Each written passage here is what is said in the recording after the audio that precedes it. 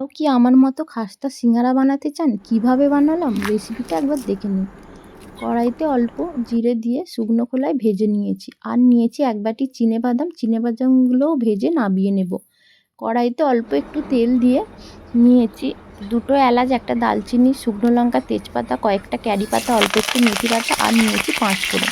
ফোড়নটা ভালো করে ভেজে নিয়ে আলু সেদ্ধটা দিয়ে আবারও কিছুক্ষণ মিশিয়ে নেব। মেশানো হয়ে গেলে নিয়েছি কয়েকটা কাঁচা লঙ্কা কুচি, সামান্য নুন আর অল্প একটু হলুদ গুঁড়ো দিয়ে আবারও ভালো করে মিশিয়ে নিয়ে চিনেবাদাম ভাজাটা আর ভাজা জিরের গুঁড়োটা দিয়ে আবারও কিছুক্ষণ একটু মিশিয়ে নিয়ে পুরটা নামিয়ে ঠান্ডা করে নেব।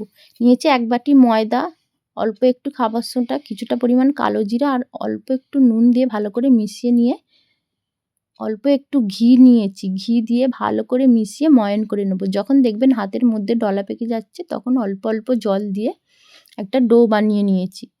একটা লেচি নিয়ে শুকনো ময়দা দিয়ে লম্বা করে বেলে নিয়েছি। একটা চামচের সাহায্যে লম্বা করে কেটে নিয়েছি। এবার আলুর পুরটা দিয়ে দুধার দিয়ে ধরে একটু মুড়ে নেব। তারপর হাতের তুলে নিয়ে অল্প একটু আলুর পুর দিয়ে আবারও দুধারে একটু জল লাগিয়ে এইভাবে মুড়ে নেব।